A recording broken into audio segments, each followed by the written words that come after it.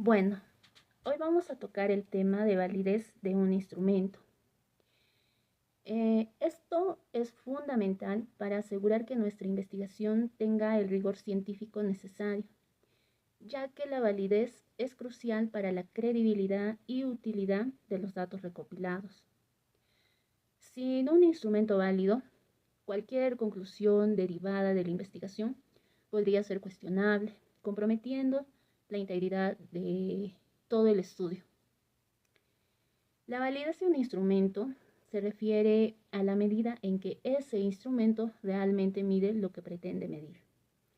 Es el grado en que el instrumento, ya sea como un test, una encuesta, cuestionario, etc., mide con precisión y relevancia la relación con el objetivo específico de la medición. Aquí tenemos algunos tipos de validez. Está la validez de contenido, la validez de criterio y la validez de constructor. Hoy nos vamos a centrar en la validez de criterio. Esta validez en la elaboración de instrumentos de medición se refiere a una medida externa ya establecida y que acepta por expertos como un indicador adecuado de la característica que se desea medir con el nuevo instrumento. Aquí también encontramos dos subtipos de validez de criterio. Está la concurrente y la predictiva.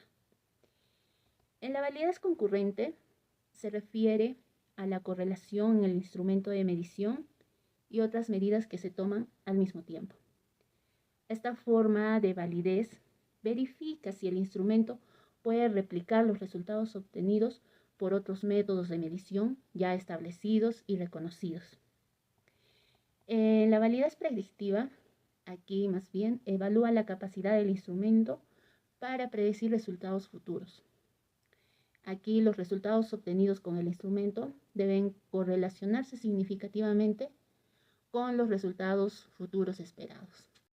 En la validez de criterio concurrente encontramos el coeficiente de correlación de Spearman.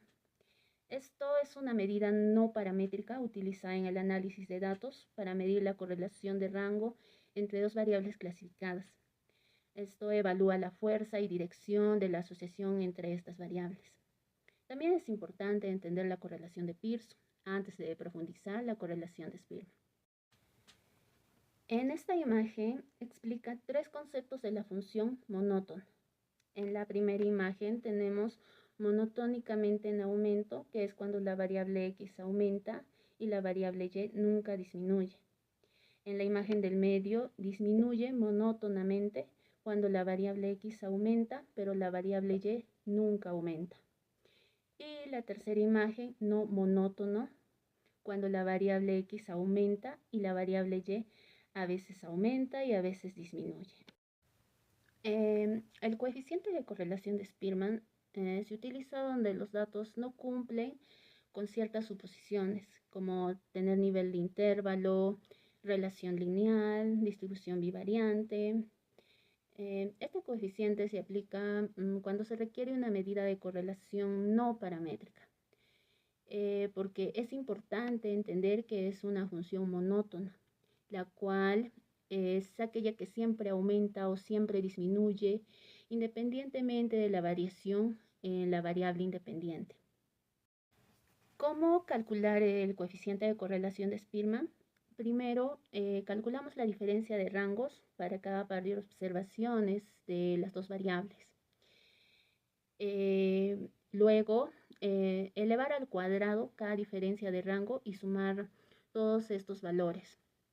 Por último, utilizamos la fórmula del coeficiente de correlación de Spearman, como se ve en la pantalla, donde n es el número de puntos de datos de las dos variables.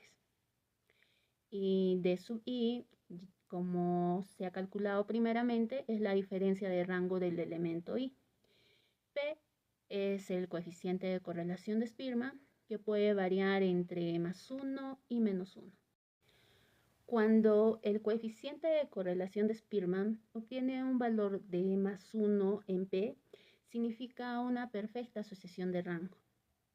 Cuando obtiene un valor de 0, significa que no hay asociación de rangos. Y cuando obtenemos un valor de -1, significa que hay una perfecta asociación negativa entre los rangos. Vamos a tomar un ejemplo con una base de datos en Excel, considerando 396 estudiantes con 3 calificaciones y qué factores afectan a su rendimiento académico. Esta solución la vamos a resolver en RStudio, donde vamos a cargar las librerías que vamos a necesitar y vamos a poner la función para leer los datos desde el Excel guardado en CSV. Luego nos va a dar la información de los datos con el str. Luego vamos a calcular el promedio de las calificaciones de C1, C2 y C3. En estos resultados notamos que no hay mucha relación, otros factores que afecten al rendimiento académico de estos estudiantes, como también se puede mostrar en las imágenes.